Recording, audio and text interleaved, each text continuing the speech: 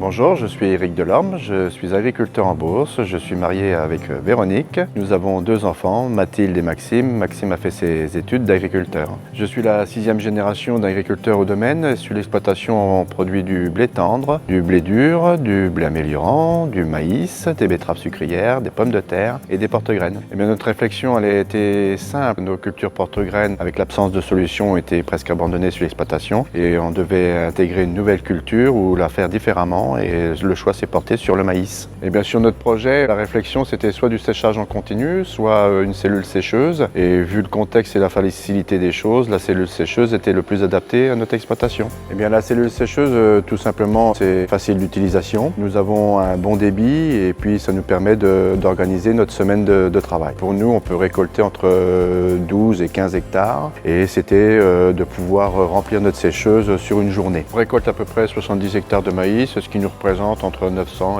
et 1000 tonnes de maïs. Puis nous séchons pour 2 voisins, donc au niveau de l'organisation, ça nous fait à peu près 1 mois et demi de séchage. Après avoir étudié les différents systèmes, je trouvais que le gaz avait une simplicité pour nous. Principalement à 90% c'est du maïs et les 10% restants c'est le blé dur. Principalement on récolte, comme on récolte 12-15 hectares dans une journée, on récolte le lundi et on sèche pendant 2-3 jours. Le dernier jour on souffle et généralement on vide notre cellule le vendredi ou le samedi, ce qui nous permet de recommencer la semaine suivante. Et bien en 2 mots, simple et adapté. L'installation va évoluer, Maxime va s'installer et puis il y aura un peu plus de maïs à récolter. La sécheuse aura plus de boulot et puis en évolution, pourquoi pas avoir 2 cellules de 600 tonnes à côté. Et bien tout simplement, nos principaux leviers, nous, c'est de maîtriser nos coûts de séchage, donc ça c'est fait. Et puis plus grande maîtrise de notre grain sur notre exploitation et c'est ce que l'on recherchait. C'est une vraie valeur ajoutée pour nous. Au niveau logistique des grains, sur l'exploitation, c'est relativement simple. Une fois que le maïs arrive à la cellule sécheuse,